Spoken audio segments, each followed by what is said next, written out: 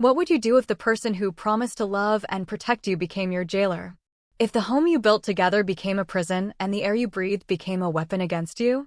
This is the story of Maria, a woman whose husband thought he could lock away her body, her voice, and her spirit in a sweltering room. He believed her value was tied to his control. But he forgot one crucial thing: you can lock a person in a room, but you can never imprison their true worth. And on the third day, with one single phone call, Maria was about to prove just how priceless she truly was. The click of the lock felt like the final punctuation on a long, painful sentence. It was a sound Maria had heard before, metaphorically, in the way David dismissed her ideas, controlled their finances, and isolated her from her friends. But this click was different. It was real. It was the sound of a heavy bolt sliding into place on the outside of the attic room door, the one room in their sprawling house without air conditioning. And she was pregnant. 7 months pregnant, carrying their child in the suffocating heat of a Texas summer. The air was already thick and still, tasting of dust and forgotten memories. Sweat beaded on her forehead and trickled down her temples. Her crime? She had found a flaw. A critical, potentially disastrous flaw in the calculations for the Henderson deal, the multi-million-dollar acquisition that David had been chasing for a year. It was supposed to be his magnum opus, the deal that would elevate him from a successful businessman to a titan of industry. Last night, she had approached him gently, spreading her notes on the polished oak of his desk. "David," she had begun, her voice soft, "I was looking over the projections again. I think there's a miscalculation in the asset valuation. It could expose the company to significant risk." He hadn't even looked at her notes. His eyes, once warm and adoring, had turned to chips of ice. "My team of analysts went over this, Maria. What would you know? You're just a wife. Your job is to plan baby showers, not question my business." The condescension was a familiar sting. Before she was just a wife, she had been a financial analyst with a promising career, one she had happily set aside to help David build his own company from the ground up. Her mind, her strategies, her late nights were the silent, uncredited foundation of his success. "I know numbers, David," she had insisted, her voice gaining a desperate edge. "And these numbers are wrong. Please, just look." That was when his face had twisted into a mask of pure rage. It wasn't about the numbers. It was about his authority being questioned, his fragile ego pricked by the one person he expected to be a silent, adoring accessory. He had grabbed her arm, his fingers digging into her skin, and dragged her up the 2 flights of stairs to the attic. "You need to cool off," he had sneered, the irony thick and cruel. "You need to think about your place. When you're ready to be a supportive wife instead of a meddling child, I'll let you out." Then came the click. Now, standing in the center of the stifling room, Maria placed a hand on her swollen belly. A wave of dizziness washed over her. This wasn't just about her anymore. It was about the tiny, innocent life depending on her. David thought he was teaching her a lesson about her place. He had no idea he was arousing a strength she had forgotten she possessed. He was not just locking her in, he was locking himself out of the future they were supposed to have. The first day was a blur of disbelief and rising panic. Maria paced the length of the room, from the single, sealed window that overlooked the manicured but empty backyard, to the heavy oak door that stood as a monument to her husband's cruelty. The heat was a living thing, a predator that pressed in on her from all sides, stealing her breath and sapping her strength. She found a dusty, half-empty bottle of water left behind from some long-forgotten storage project and rationed it in tiny, precious sips. As the hours crawled by, her mind became a battleground. Memories of their early years played like a cruel, taunting film. She remembered David when they first met, charming, ambitious, full of promises. He had admired her mind then, calling her his secret weapon, his brilliant partner. They had spent countless nights hunched over spreadsheets in their tiny apartment, fueled by cheap coffee and a shared dream. "We're a team, Maria," he used to say, his hand covering hers on the mouse. "Together, we're unstoppable." When had it changed? The shift had been gradual, insidious. As the business grew, so did his ego. Her contributions, once celebrated, became expected. Her insights, once sought, became intrusions. "Let me handle the big picture," he'd say, patting her on the head. "You worry about making the house a home." She had tried to believe it was for her own good, that he was protecting her from the stress of the corporate world. But the truth was, he was systematically erasing her from the equation, rewriting their shared history to star himself as the lone genius. She had let him. For the sake of peace, for the sake of the love she thought they still had, she had slowly retreated into the role he had assigned her, the supportive, silent wife. She had become invisible in her own life. Now, imprisoned in this sweltering cage, the illusion of their partnership was burned away by the oppressive heat. There was no partnership. There was only a controller and the controlled. Her love had been mistaken for weakness, her support for submission. A tear, hot and salty, traced a path through the grime on her cheek. It wasn't a tear of self-pity. It was a tear of anger, of realization. He had taken her name off the company letterhead years ago. He had taken her opinions out of the boardroom. Now he had taken her freedom. But there was one thing he could not take, one part of her that was wholly, irrevocably hers, the child growing inside her. A fierce, protective instinct, more powerful than any fear or dehydration, surged through her. She was not just Maria anymore. She was a mother. And a mother does not surrender. She pressed her palm against her belly, a silent vow to the life within. This prison would not be their story. It would be the beginning of their escape. The world outside the sealed attic window went on. The sun beat down, turning the roof into a hot plate. Inside, the heat intensified, baking the very air in Maria's lungs. Day 2 began with a throbbing headache and a desperate thirst that no amount of rationalization could ignore. The single bottle of water was gone. Her lips were cracked, her throat a desert. She lay on the dusty floorboards, trying to conserve every ounce of energy, her body feeling heavy and sluggish. The baby, however, was active. A series of small but determined kicks against her ribs served as a powerful reminder of her purpose. Each movement was a tiny drumbeat of rebellion, a message from her unborn child. "We are in this together. We will not be broken." Her thoughts turned again to the Henderson deal. Stripped of emotion, her analytical mind took over, a refuge from the physical misery. David was so blinded by the prestige of the acquisition that he was ignoring the rot at its core. The company he wanted to buy had cooked its books, inflating its asset value by at least 30%. It was a house of cards, and David was about to bet their entire future on it. Maria had spent weeks reviewing the data, cross-referencing public filings with industry reports in her spare time. She had built a counter-model, a correct one, that showed the deal not as a triumph, but as a path to bankruptcy. This model, her work, was on a flash drive in her desk drawer downstairs. Useless to her now. Or was it? The helplessness began to recede, replaced by a cold, calculating anger. David hadn't locked her away just because she had hurt his pride. He had locked her away because she was right, and he knew it. He was choosing to risk everything, their company, their employees' livelihoods, their future, rather than admit his wife saw something his high-paid team had missed. This wasn't just cruelty, it was reckless, arrogant self-destruction. And he was trying to drag her and their child down with him. She pushed herself up, her movements slow and deliberate. She had to find a way out. Not just out of the room, but out of the life that had led her here. Her eyes scanned the clutter piled in the corners of the attic. Old furniture draped in white sheets like ghosts of a happier past. Boxes of seasonal decorations. And a stack of cardboard boxes labeled Maria's college stuff, a flicker of something, not yet hope, but a possibility, ignited within her. With painstaking effort, she crawled towards the boxes, her breath coming in ragged gasps. She pulled at the tape, her fingernails breaking. Inside were old textbooks, photo albums, and a collection of useless memorabilia from her university days. At the very bottom, tucked inside a worn-out sneaker, was a relic from a decade ago, an old flip phone.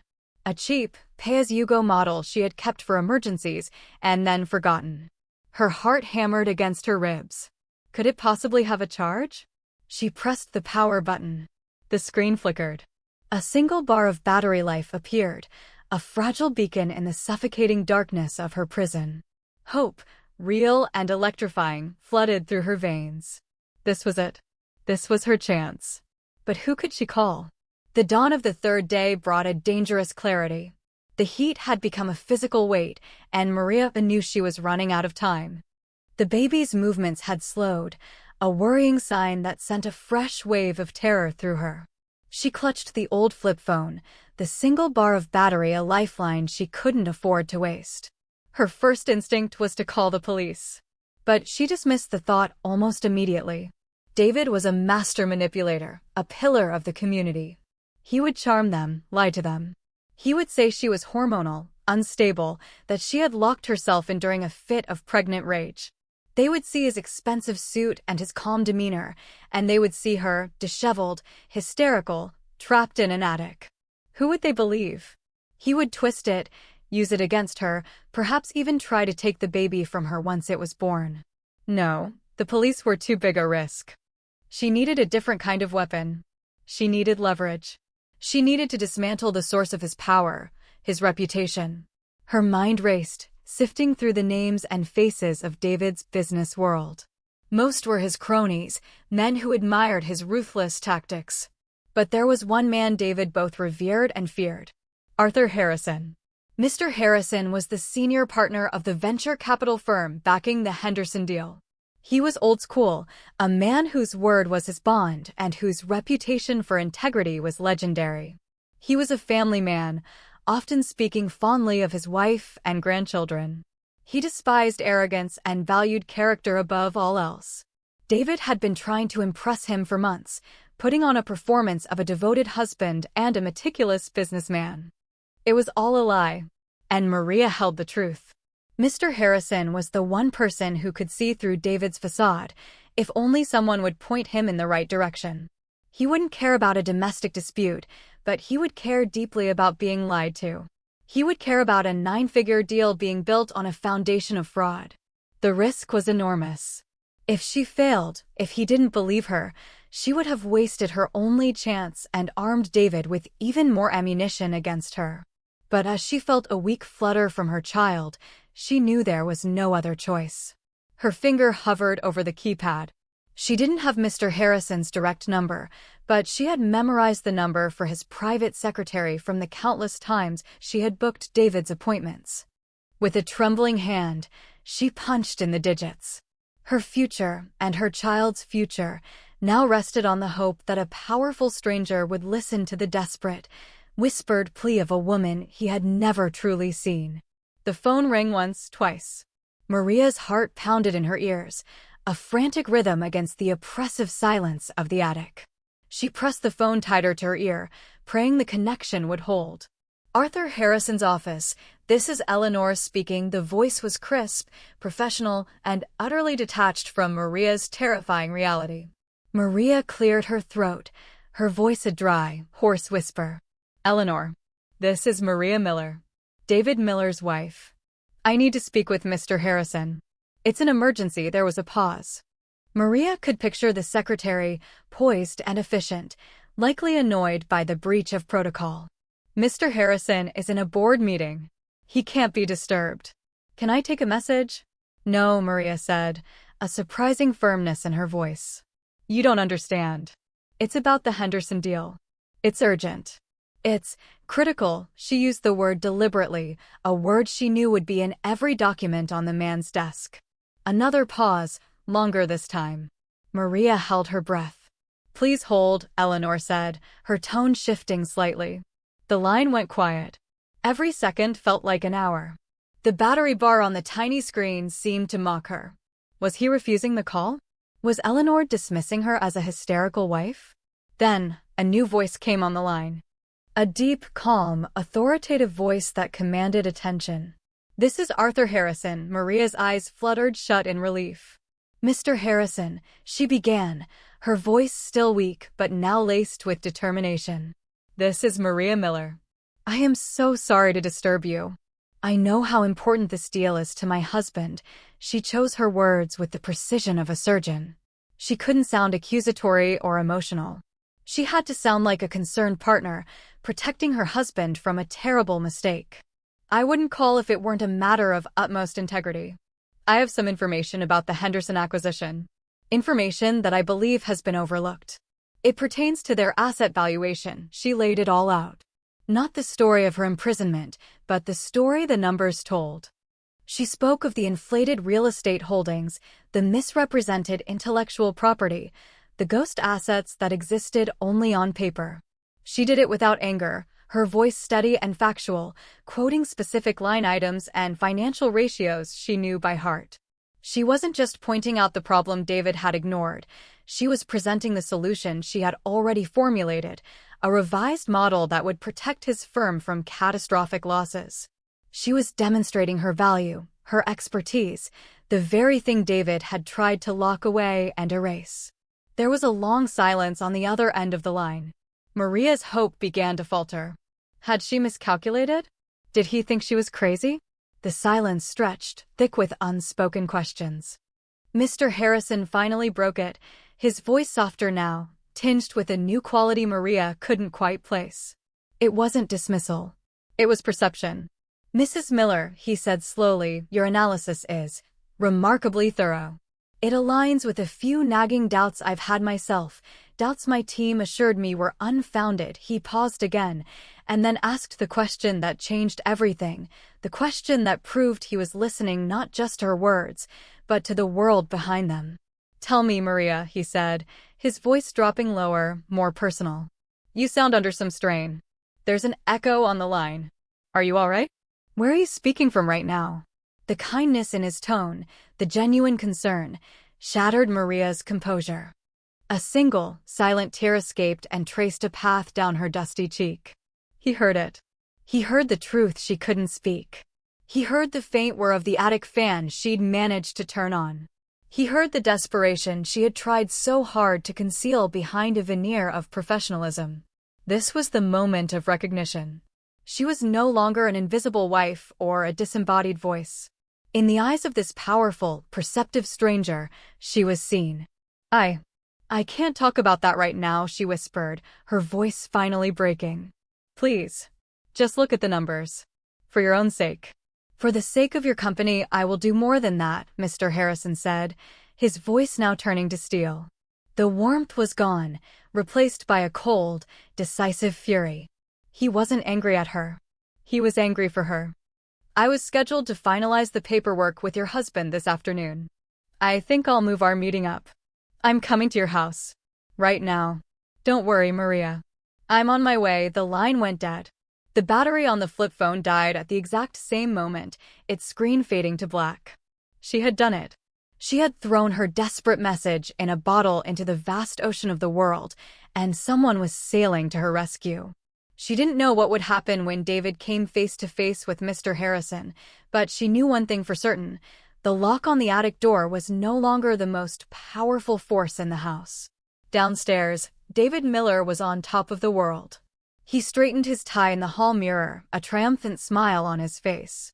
In a few hours, he would be signing the Henderson deal. He would be celebrated, lauded, a titan. The thought of Maria, locked away upstairs, was a minor annoyance, a footnote. She'd be compliant and apologetic by the time he let her out tonight. She would have learned her lesson. His phone buzzed. It was Mr. Harrison's secretary. "Mr. Miller, Mr. Harrison has had a change of plans. He'd like to come to your home to sign the final papers. He's on his way now." David's smile widened. Of course. Harrison was so eager to close he couldn't even wait for the scheduled meeting. This was a power move, and David was winning. "Excellent," David said smoothly. "I'll prepare some refreshments." He felt a surge of adrenaline. The final victory was moments away. He smoothed his hair and checked his watch. 20 minutes later, a sleek black car pulled into his driveway. David opened the front door, his host of the year smile firmly in place. But his smile faltered when he saw Mr. Harrison emerge from the back seat. The man's face was a thundercloud. And he was not alone. Flanking him were two large, stern-faced men in dark suits, clearly security. Behind them, pulling up to the curb, was an ambulance. The paramedics inside were already opening their doors. David's blood ran cold. "Arthur," he stammered, his confident facade crumbling. "What is all this? Is something wrong?" Mr. Harrison didn't break his stride. He walked straight up to David, his eyes boring into him with an intensity that made David feel small and transparent. "That's what I'm here to find out," David, Harrison said, his voice dangerously quiet. "We had a very illuminating conversation a little while ago. Myself and your wife." The color drained from David's face. He opened his mouth to speak, to lie, to spin a story, but Harrison cut him off. "She's a brilliant woman, your wife. Truly brilliant. She pointed out a catastrophic flaw in the Henderson financials that my entire team of Ivy League analysts somehow missed." Harrison took a step closer, invading David's personal space. "It makes a man wonder, David. What else have you been hiding? Where is she?" David was cornered. He tried to puff out his chest to regain some semblance of control. "She's not feeling well. Pregnancy, you know. She's resting upstairs." He gestured vaguely towards the main staircase. But Mr. Harrison wasn't looking at the main staircase. His gaze lifted higher towards the narrow, hidden stairs that led to the attic. "Is that so?" he said, his voice dripping with ice. "Then you won't mind if we have a look. My colleagues here will wait with you." Before David could protest, Mr. Harrison was past him, striding towards the attic stairs with a grim purpose. The two security guards moved to block David, their presence silent and absolute. David's world was collapsing in real time. He could hear Mr. Harrison's heavy footsteps ascending the narrow staircase, followed by a sharp, splintering crack as the lock on the attic door was forced open. The confrontation David had engineered to control his wife had backfired into his own public humiliation. The moment the attic door burst open, it was like a vacuum being broken. Cool air from the hallway rushed in, a shocking relief against Maria's overheated skin. She was huddled on the floor, weak but awake, her eyes fixed on the doorway. And then he was there. Arthur Harrison. He was older than she remembered from company parties, his face etched with lines of authority and, at that moment, profound concern. He stopped on the threshold, his gaze taking in the scene, the oppressive heat, her disheveled state, her swollen belly, and the defiant, unbroken spirit in her eyes. The carefully constructed image of David Miller, the doting husband, the brilliant leader, shattered into a million pieces in that one silent moment. "Mrs. Miller," he said, his voice thick with emotion. "Maria, are you all right?" Paramedics gently helped her to her feet, checking her pulse, wrapping a cool cloth on her forehead. She could only nod, tears of relief and exhaustion finally streaming down her face. Mr. Harrison turned, his face a mask of cold fury, and descended the stairs. David was waiting at the bottom, a desperate, pathetic wreck. "Arthur, I can explain," he pleaded. "She's been unstable." It was for her own safety. Mr. Harrison stopped in front of him, looking at him not as a business partner, but as something vile he'd found on the bottom of his shoe. "Safety," he repeated, his voice low and venomous. "You locked your pregnant wife in an oven because she was smarter than you. You risked her life and the life of your child to protect your pathetic ego. And you were about to let my company walk into a financial disaster for the same reason." He didn't raise his voice. He didn't need to. Every word was a hammer blow, dismantling David's life. A man's character is not defined in the boardroom, David. It's defined by how he treats the people who depend on him. It's defined by his integrity when no one is watching. He gestured dismissively towards David. "You have no character. You have no integrity." He turned to his security team. "The deal is off. Our partnership is terminated. I want every document with my firm's name on it shredded. This man is not to be trusted. In business or in life, it was a death sentence. Not a physical one, but a professional one. In their world, a judgment from Arthur Harrison was final." David stood there, speechless, as Maria was helped past him, her eyes meeting his for a brief moment. There was no hatred in her gaze, only a profound and final pity. She didn't have to say a word. He had lost everything. And he had no one to blame but himself. The aftermath was swift and decisive. News of the Henderson deal's collapse and the unofficial reasons why spread through the business community like wildfire. David's reputation was destroyed overnight. Lenders called in their loans, partners backed out of other ventures, and his company, built on a foundation of arrogance and a single, failed deal, crumbled within months. He was left with an empty house and the echoing consequences of his own cruelty. Maria, however, began to build. Mr. Harrison, true to his word, did more than just rescue her. He recognized her worth. He had seen her mind at work under the worst possible conditions. A week after her ordeal, he called her. "Maria," he said, "I was deeply impressed by your analysis. That kind of insight is rare. My firm is opening a new risk assessment division. I can't think of anyone better qualified to help lead it. I'd like to offer you a position as senior consultant." It wasn't charity. It was an acknowledgement of the talent David had tried to suppress. Maria accepted. She filed for divorce, her resolve unshakable. She moved into a bright, airy apartment in the city, one filled with her own things, her own choices, her own air. She poured her energy into her new role, her mind sharp and her spirit free for the first time in years. Her colleagues respected her not as someone's wife, but as a brilliant strategist. She was no longer a hidden gem, she was a recognized and valued powerhouse. A few months later, she gave birth to a healthy, beautiful baby girl. She named her Hope. Holding her daughter in her arms, looking out over the city skyline from her own apartment, Maria finally understood the true meaning of strength. It wasn't about avoiding pain or conflict. It was about facing it, walking through the fire, and emerging on the other side, not just intact, but stronger and more authentic than before. David had tried to put her in her place, but in doing so, he had only helped her find her true one. Her prison had become her liberation. The attic was not the end of her story. It was the crucible that forged her into the hero of her own life. So, what can we learn from Maria's story? We learn that a person's value is not determined by the role someone else assigns them. It is not defined by a job title, a marital status, or the four walls of a room. True worth is intrinsic. It's the courage in your heart, the strength of your character, and the power of your mind. It's the fire that burns within you, even when the world around you tries to extinguish it.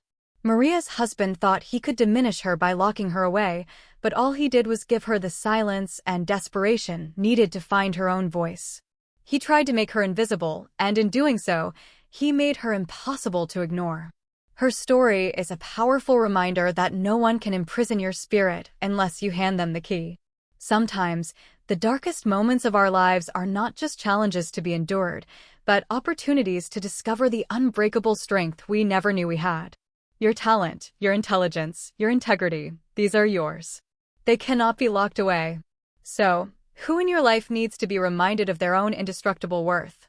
Share this story with them, and in the comments below, tell us about a time you found strength in a moment of darkness. Because every single one of us has a fire inside, waiting for the right moment to light up the world.